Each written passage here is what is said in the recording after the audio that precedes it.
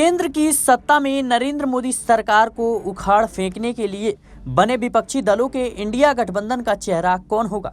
यह सवाल लंबे समय से सियासी गलियारों में चर्चा का विषय रहा है। अब तमिलनाडु में डीएमके के मुख्यालय सचिव और तिरुचि लोकसभा क्षेत्र के लिए पार्टी के उम्मीदवार दरुई वाइको ने शनिवार 20 अप्रैल 2024 को यह स्पष्ट कर दिया है। जब केंद्र में इंडिया गठबंधन की सरकार बनेगी तो कांग्रेस नेता राहुल गांधी देश के अगले प्रधानमंत्री होंगे।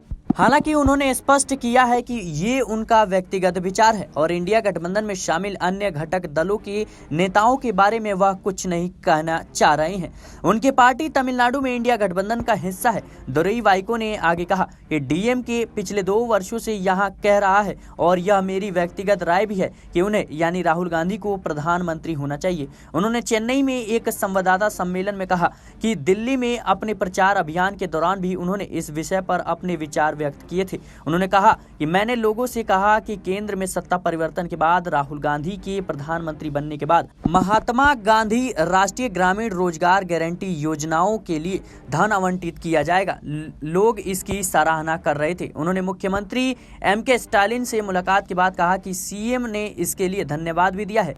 बताते चलें कि इस बार साल 2024 का लोकसभा चुनाव इंडिया बनाम एनडीए गठबंधन है। एक तरफ एनडीए यानी बीजेपी खेमा, दूसरी तरफ इंडिया यानी जो तमाम विपक्षी दल की पार्टियां हैं वो मिलकर जो है चुनावी मैदान में उतर चुकी हैं। इन सब के बावजूद एक बड़ा सवाल यही है कि प्रधानमंत्री का चेहरा कौन होगा।